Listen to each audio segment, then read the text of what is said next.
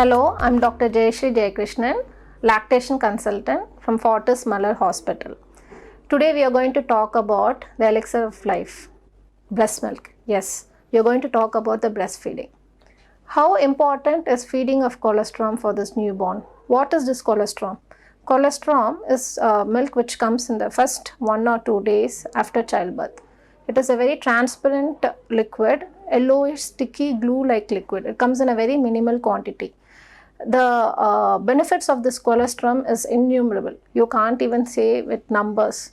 It has the highest immunoglobulins and it helps the baby to protect itself from hypoglycemia to jaundice. So giving a colostrum, it's like giving a vaccination to a baby.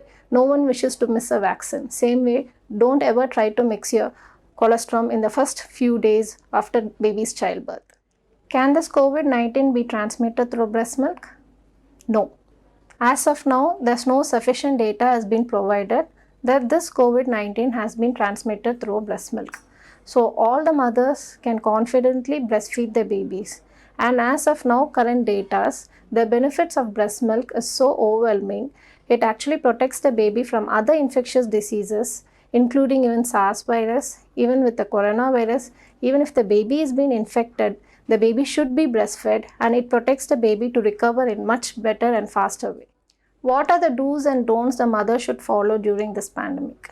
First thing, as a mother, everyone has this fear whether they can breastfeed or not. So first question is, the mother has it.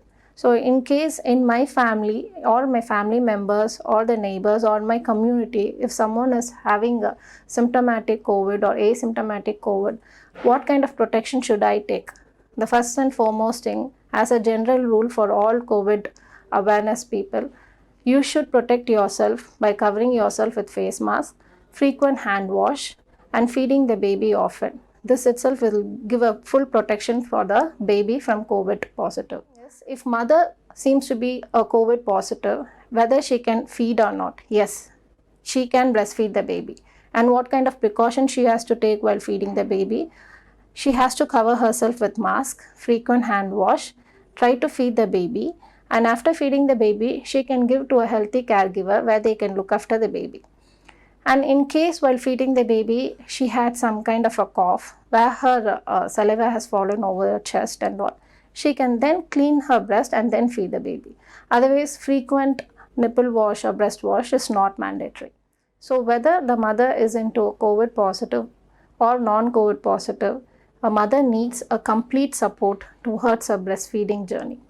So she needs to be taught on how to hold and how to latch, the position where she needs to latch, and how frequently she should breastfeed the baby, and how she should burp the baby, and the importance of kangaroo mother care, skin to skin contact has to be given to the mother. She needs to complete support from the healthcare professionals at this point.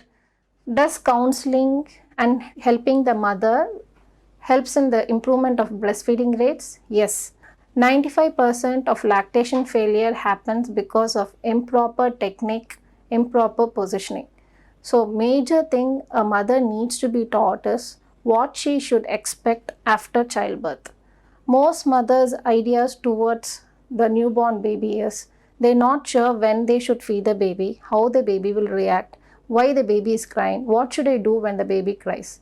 So when the mother is being prepared mentally about the post-delivery days along with the family members, that helps her to face the post-delivery days in a better way compared to mothers who are not being informed of all these issues. So mothers who've been taught with the holding of the baby and the way they have to latch and the position and what kind of pillow support she needs and how comfortable she has to sit while feeding. She has to take a complete backrest, no need to bend over. And while feeding the baby, she needs to keep herself hydrated. And most of the time, these babies doesn't sleep at night time. Most babies have a night waking pattern and day sleeping pattern. So this will take time, approximately of 1.5 months to 3 months time for the baby to get scheduled to this night sleeping pattern. Till then, she needs help from her family members on how to console the baby, how to keep the baby in a comfortable position. When all these things are being taught along with the family members, where the family members also do understand the role, they need to take part in the breastfeeding journey of the mother, which keeps the mother still more motivated to go ahead with the breastfeeding practice, and of course that helps in the improvement of the breastfeeding rates. Does mental stress affect in breastfeeding? Yes, of course. The reason is whenever the mother is relaxed, happy, and more in a very lighter mode, what happens is her oxytocin production actually increases. Oxytocin hormone, which helps in the let down of the milk, that ejects the milk outside. But the contrast of it, if she is very tensed, anxious, very suspicious, been into very much in a stressful mode, this production of oxytocin is being obstructed. In return, even though she has milk, the ejection will not be happening properly. That may be seen with the baby is fussy, not able to sustain the latch. There will be inconsistency in the latch, which makes the mother to think whether she has milk or not. That's why we tell the mothers needs to be in the relaxed mode while feeding. Stress can be avoided along with the help of the family members in making her to relax and making her to understand how important it is for the mother to be in a relaxed mode. However, they've been seen in the pregnancy period, same kind of support is required even for the post-delivery days.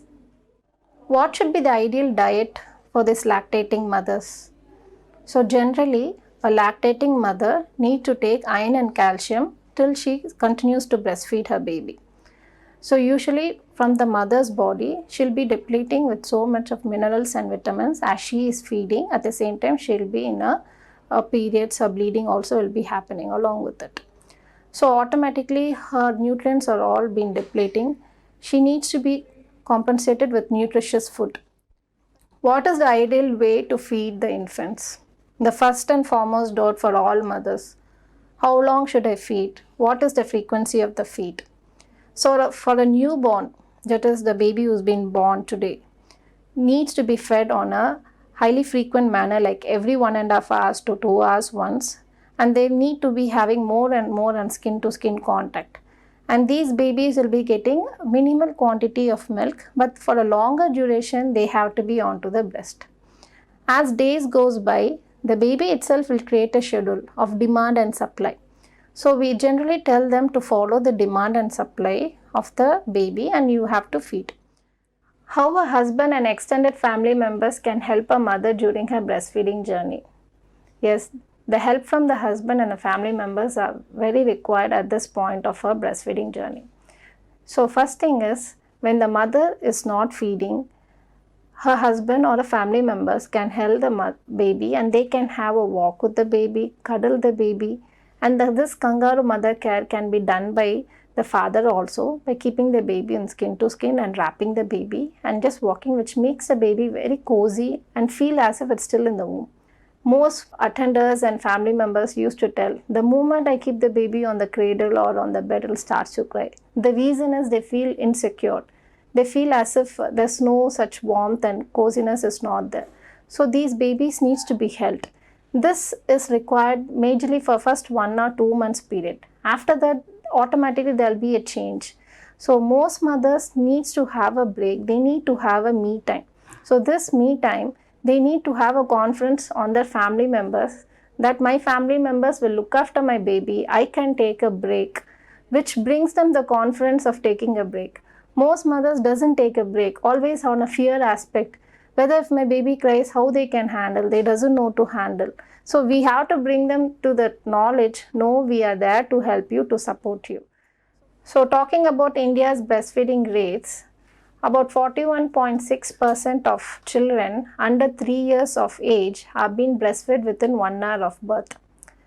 And about exclusive breastfeeding within 6 months of age, it's about 54.9% have been exclusively breastfed. This rates in breastfeeding has been given by WHO. So by WHO, by 2025, they've given a mark of achieving 65% in India's breastfeeding rate. I hope we will achieve it very soon with the support and guidance from healthcare professionals and also from all the family members. And as a community, we have the role to help the mother in her breastfeeding journey. Thank you.